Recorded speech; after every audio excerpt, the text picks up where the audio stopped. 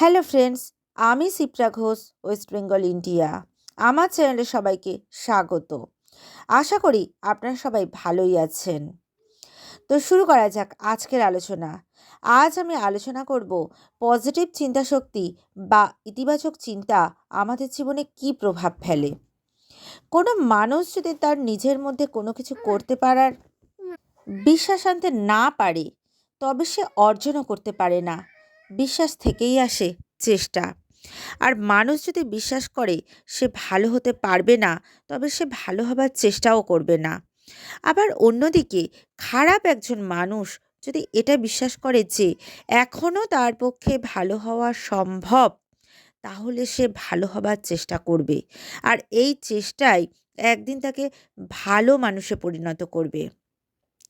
Positive চিন্তা করা মানুষ এমন একজন মানুষ যিনি নেগেটিভ বা খারাপ বিষয়গুলো দেখতে পান, কিন্তু সেই ব্যক্তিরা এটা মনে রাখেন যে তিনি বা তাঁরা নিজের চেষ্টায় নেগেটিভ বিষয়গুলো মোকাবিলা করে ভালো কিছু করতে পারবেন। এটা থেকে প্রমাণিত হয় যে পজিটিভ চিন্তা করব তার মানে এটা নয় যে খারাপ বিষয়গুলোর দিকে চোখ বন্ধ রাখব। এটা ভুল। কারণ নেগেটিভ বিষয়গুলো পুরোপুরি এড়িয়ে গেলে বিপদ কিন্তু বেড়েই যাবে। শুধুমাত্র নিজের চিন্তাভাবনাকে পরিবর্তন করে জীবনকে সাকসেসফুল করা যায়, এটা আমরা কয়েকটি পয়েন্ট থেকে জানব। প্রথম পয়েন্ট হলো নিজের প্রতি বিশ্বাস রাখুন। এখানে নিজের প্রতি বিশ্বাস রাখা বলতে কি? এখানে নিজের প্রতি বিশ্বাস রাখা অর্থাৎ নিজের যোগ্যতার উপর বিশ্বাস রাখা। আপনি যদি কিছু না পারেন বা না বোঝেন, তাহলে হতাশ হবার কিছু নেই। এটাই বিশ্বাস করুন, আপনার শেখার যোগ্যতা আছে। যে কাজ আপনি পারবেন না, সেই কাজ শিখতে শুরু করুন। শিখতে শিখতে সেই কাজে ধীরে ধীরে যোগ্য হয়ে উঠবেন। নিজের যোগ্যতার উপর বিশ্বাস রাখা ছাড়া সফল এবং সুখী হওয়া সম্ভব নয়। নিজের উপর বিশ্বাস বা আত্মবিশ্বাস মানুষকে আশা করার সাহস যোগায়।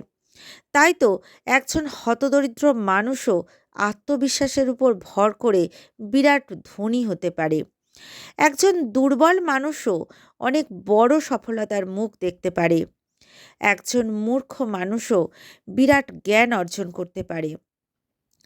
নিজের যোগ্যতার উপর সত্যিকার বিশ্বাস থাকলে যে কোনো ধরনের নেগেটিভ সিচুয়েশান বা খারাপ পরিস্থিতি আপনাকে বিচলিত বা দুর্বল করতে পারবে না।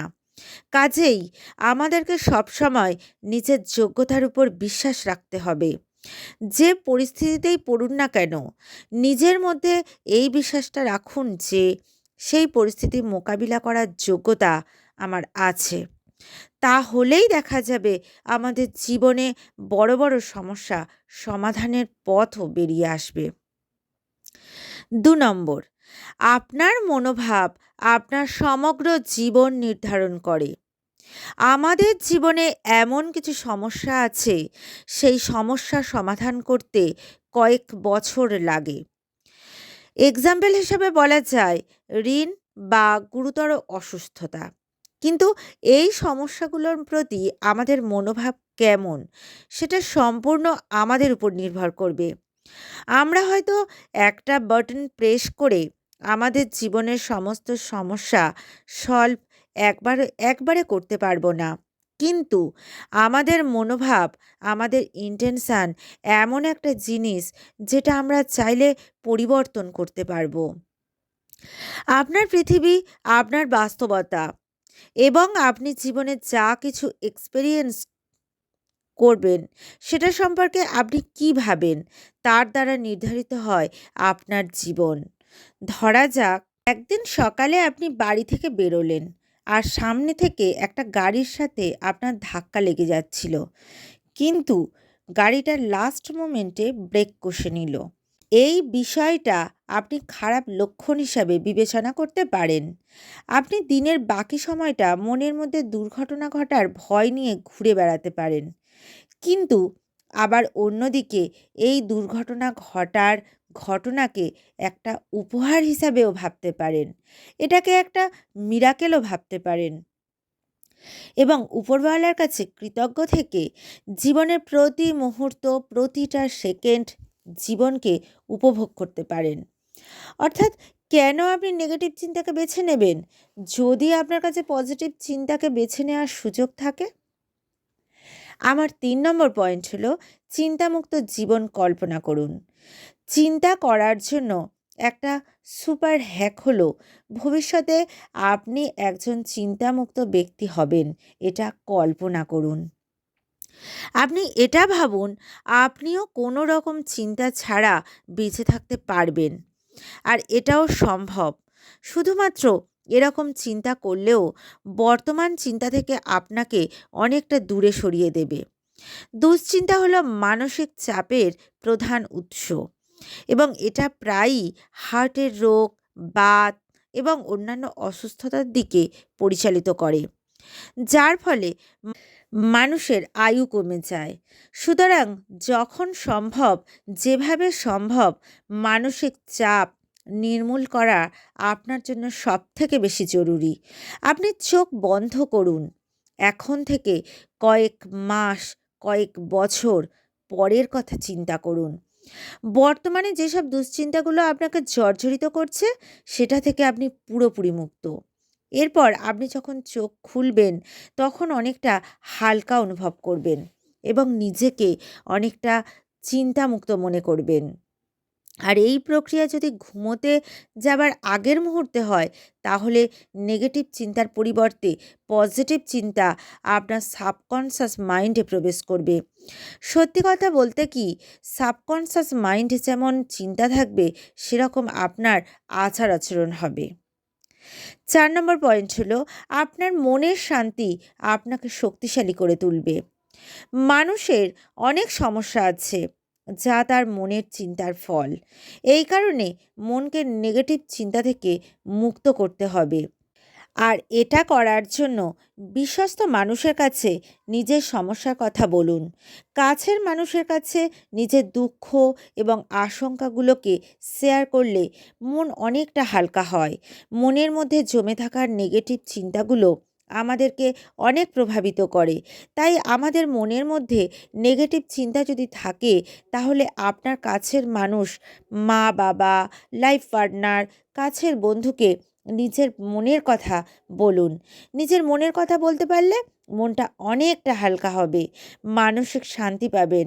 মানসিক দুশ্চিন্তা কমাতে না পারলে কখনোই কোনো কাজে 100% দেওয়া সম্ভব নয়। মনের শান্তি না থাকলে কোনো কিছু ভালো লাগবে না, কাজে মন বসবে না। মানসিক শান্তি আপনাকে আপনার কাজে আরও বেশি ফোকাস এবং প্রোডাক্টিভ করে তুলবে। তার ফলে আপনি ধীরে ধীরে সফলতার দিকে এগিয়ে যাবেন। 5 নম্বর পয়েন্ট, মানসিক শক্তি বৃদ্ধি করুন। আমাদের মনের অনুভূতি আমাদের শরীরের উপর সরাসরি প্রভাব ফেলে। আপনি যদি মনে করেন আপনি দুর্বল তাহলে দেখবেন আপনার শরীরও অল্প কাজ করলেই অনেক বেশি দুর্বল হয়ে পড়বে। আর যদি আপনি মনে করেন আপনি অনেক বেশি পরিশ্রম করতে পারেন তবে আপনার শরীরও সেইভাবে সাড়া দেবে। তাই শরীরকে শক্তিশালী করার আগে নিজের মনকে শক্তিশালী করে তুলুন। মেন্টাল এনার্জি ফিজিক্যাল এনার্জির থেকে অনেক বেশি শক্তিশালী। খুঁজলে এমন অনেক মানুষ পাওয়া যাবে যারা শুধুমাত্র মনের জোরে অসম্ভবকে সম্ভব করেছে। তাই সবসময় নিজের মনকে বলুন, আমি শক্তিশালী, আমি পরিশ্রমী। আপনি যত বেশি পজিটিভ চিন্তা করবেন আপনার মানসিক শক্তি তত বেশি বৃদ্ধি পাবে। 6 নম্বর পয়েন্ট হলো প্রার্থনা শক্তিকে কাজে লাগান। চিকিৎসকরা অনেক সময় চিকিৎসা ক্ষেত্রে শারীরিক সুস্থতার জন্য প্রেয়ার থেরাপি বা প্রার্থনা চিকিৎসা ব্যবহার করেন। প্রার্থনা এবং সৃষ্টিকর্তার উপর বিশ্বাস মানুষের মনে অন্যরকম একটা শান্তি এনে দেয়। যখন সব দিক অন্ধকার তখন বিশ্বাস এবং প্রার্থনা মানুষকে নতুন করে আশা জাগানোর সাহস যোগায়। অনেক বিখ্যাত সেলফ ডেভেলপমেন্ট বইয়েও এই কথা লেখা আছে, কেউ যদি প্রার্থনা বা সৃষ্টিকর্তার কাছে কৃতজ্ঞতা জানিয়ে দিন শুরু করে, তবে তার দিনটা অনেক বেশি শান্তিতে কাটে। প্রার্থনাকে আমাদের ডেলি রুটিনে রাখা উচিত। যদি আমরা আমাদের সৃষ্টিকর্তার সাথে সরাসরি সহজভাবে কথা বলতে পারি, তাহলে জীবনের অনেক সমস্যা সমাধান হয়ে যায়। প্রার্থনা শুধুমাত্র মন্দির, মসজিদ বা গির্জায় গিয়ে হয় তাই নয়, প্রার্থনা সব জায়গায় হয়। যখনই কোনো কাজ করতে যাবেন, প্রথমে সেটা সম্পর্কে প্রার্থনা করুন। ৭ নম্বর পয়েন্ট হলো, নিজের মধ্যে সুখ সৃষ্টি করুন। নিজের মনের সুখের জন্য অন্য কারো উপর নির্ভর করা উচিত নয়। অন্য কোনো মানুষের উপর নির্ভর করা উচিত নয়। কে আপনাকে নিয়ে কি ভাবে, এই বিষয়টা নিয়ে খুব বেশি চিন্তিত হবেন না। আপনি যদি নিজেকে নিয়ে সন্তুষ্ট থাকেন, তাহলে কোনো মানুষ বা কোনো পরিস্থিতি আপনাকে সুখী হওয়া থেকে আটকাতে পারবে না। অন্যের এটা আছে, ওটা আছে, কিন্তু আমার নেই, এসব নিয়ে কখনোই মন খারাপ করবেন না। আপনার যা আছে তা অনেকের কাছে নেই। পৃথিবীর প্রতিটি মানুষই ইউনিক এবং প্রত্যেকের এমন যোগ্যতা বা গুণ আছে যা অন্য কারো নেই। তাই অন্য লোকের মন্তব্য কখনোই আপনার আত্মবিশ্বাস এবং মানসিক শান্তি নষ্ট না করে। সব সময় নিজের কাজে মন দিন, নিজের জ্ঞান এবং দক্ষতা বাড়ানোর দিকে মন দিন। তাহলেই দেখবেন নিজের মধ্যে একটা শান্তির অনুভূতি সৃষ্টি হবে এবং জীবনে পজিটিভিটি বাড়বে। ৮ নম্বর পয়েন্ট হলো, কখনো অস্থির হবেন না। কিছু মানুষ আছেন যারা একটুতেই অস্থির হয়ে যান। ঘটনা ঘটার আগে দুশ্চিন্তায় অস্থির হয়ে পড়েন, এমনকি অসুস্থ হয়ে পড়েন। অনেকেই ইন্টারভিউ দেওয়ার আগে অস্থির হয়ে পড়েন, যার ফলে ইন্টারভিউ ঠিকমতো দেওয়া হয় না। যা ঘটেনি তা নিয়ে আগে থেকে অস্থির হওয়ার কোনো মানেই হয় না। তাই কোনো গুরুত্বপূর্ণ কাজের আগে মাথা ঠান্ডা রাখুন এবং যত ভালোভাবে পারা যাক তার প্রস্তুতি নিন। যেমন ধরুন, অফিসে যেতে লেট হলো, আমরা ভাবি আজ আবার লেট হলো কি হবে, এটা ভেবে অস্থির হওয়ার থেকে ঠান্ডা হয়ে এটা ভাবুন, নেক্সট টাইম লেট হওয়া থেকে বাঁচা যায় কিভাবে। টেনশন করার বদলে প্রস্তুতির দিকে সময় দিলে মনের মধ্যে পজিটিভিটি বাড়বে এবং সেই সাথে কাজের ফলাফলও পজিটিভ হবে। ৯ নম্বর পয়েন্ট হলো, সবচেয়ে ভালোটা আশা করুন এবং তার জন্য কাজ করুন। এই পয়েন্টে একটা যুবকের কাহিনী আছে, যে তার জীবনে সব কাজে ব্যর্থ ছিল। আর তার ব্যর্থতার কারণ সে বুঝতে পারছিল না, কারণ তার সব ছিল। তার জন্ম হয়েছিল একটা ধনী পরিবারে, প্রভাবশালী পরিবারে। শিক্ষা ছিল খুবই উন্নত মানের, ভালো ভালো সব জায়গায় তার যোগাযোগ ছিল, কিন্তু তবু সে সফল হতে পারছিল না। সে যাই করছিল তাতে সে ব্যর্থ হচ্ছিল। বহু চেষ্টার পর সে তার ব্যর্থতার কারণ বুঝতে পারল এবং এটা বুঝতে পারার পর তার জীবন বদলে গেল। অবশেষে সে সাফল্যের দেখা পেল। তার স্বভাব পরিবর্তন হতে শুরু করলো। খুব সাধারণ একটা জিনিস তার জীবনটাকে বদলে দিয়েছিল, আর সেটা হলো তার বিশ্বাস। বিশ্বাস জাদুর মতো কাজ করে। কেউ যদি বিশ্বাস করে তার সাথে খারাপটা ঘটবে, তাহলে বেশিরভাগ সময় তার সাথে খারাপই ঘটে। আর কেউ যদি বিশ্বাস করে তার সাথে ভালো ঘটবে, তাহলেই তার সাথে ভালো ঘটবে। প্রকৃত কথা হলো, এটা কোনো জাদু নয়। মানুষ যখন কোনো ভালো কিছু আশা করে কাজে নামে, তাহলে তার আচরণে পজিটিভিটি প্রকাশ পায়। সে অনেক বেশি আত্মবিশ্বাসী হয়ে কাজ শুরু করে এবং অন্যরাও তাকে পছন্দ করে। তাই সন্দেহ এবং আশঙ্কার উপর ফোকাস না করে আশা এবং সম্ভাবনার দিকে ফোকাস করুন। তাহলেই দেখবেন আপনার আচরণ এবং কাজের ফলাফল দুটোতেই পজিটিভ পরিবর্তন ঘটবে। ১০ নম্বর পয়েন্ট হলো, কখনোই হেরে যাওয়ায় বিশ্বাস করবেন না। সত্যিকার পজিটিভ থিঙ্কাররা কখনোই পরাজয় বিশ্বাস করেন না। একজন মানুষ যদি কোনো ঘটনা ঘটার পর এটা ধরে নেয় যে সে পরাজিত হয়ে গেছে, তাহলে সে আর নতুন করে চেষ্টা করবে না। একজন মানুষ যখনই পরাজয়কে মেনে নেয়, তখনই আসলে সে ব্যর্থ হয়। কিন্তু পরাজয় মেনে না নিয়ে যদি সে বারবার চেষ্টা করে যায়, তবেই তার জয়ের সম্ভাবনা থাকে। কিন্তু একজন মানুষ যদি বিশ্বাস করে যে পরাজয় বলে কিছু নেই, তবে সে সব সময় শেখার চেষ্টা করবে।